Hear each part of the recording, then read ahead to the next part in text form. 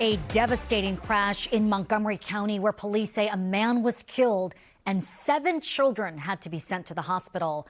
Thanks for joining us for News 4 at 4. I'm Eun Yang. Here's what we know so far. Police say the kids are between the ages of 12 and 15, and they were riding around in a stolen car. And they believe one of the kids was driving when they crashed into another car. The other driver died at the scene in Germantown, near the intersection of Great Seneca Highway and Clapper Road. News 4's Mauricio Casillas joins us now live with the latest. Mauricio, such a terrible situation. Do we know what caused this crash, what led up to it? Well, I think the biggest question here is, how does something like this happen? How is it that a group of 7 children between the ages of 12 and 15, how is it that they end up riding around in a car at 5 in the morning? This afternoon, police at least giving some clarity, which they said that the car that they were driving in, that white Kia, was one that was reported stolen hours after the crash took place. But take a look at some of the damage that's been left behind. This bush behind me is where one of the cars ended up. You can see it's been flattened. Over here, you can see this curb has been cracked by that collision. Over here, you can see the roadway, some of those tire marks that are left from the aftermath of the crash. And lastly, this pole right here, this crosswalk sign, had been toppled over by the time we arrived to the scene. Crews have since repaired it. So a lot going on. It was a vicious crash, I could tell you, and it's a crash that has certainly left its mark on the people who live around here.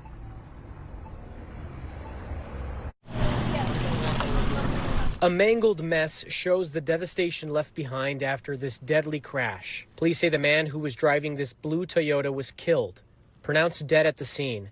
And this is the white Kia police say was stolen that the 7 children were all riding in when the crash happened.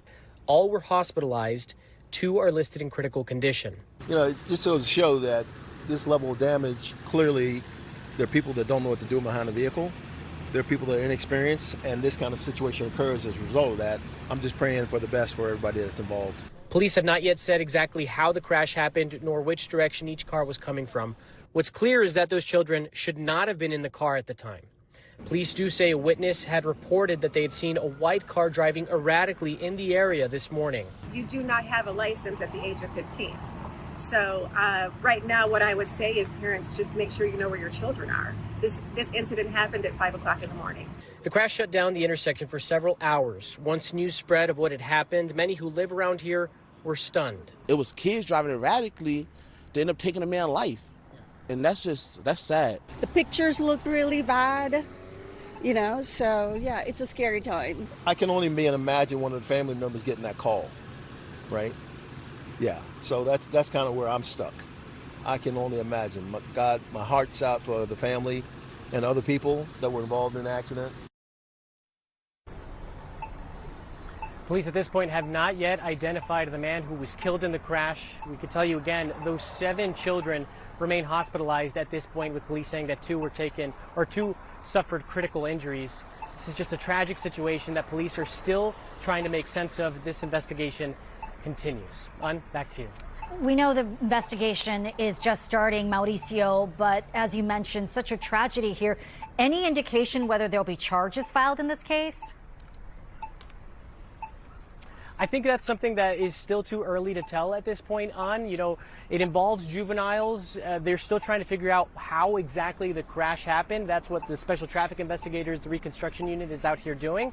But at this point, police have not said that any charges have been filed. All right, Mauricio Casillas live for us on Montgomery County with the latest. Mauricio, thank you very much.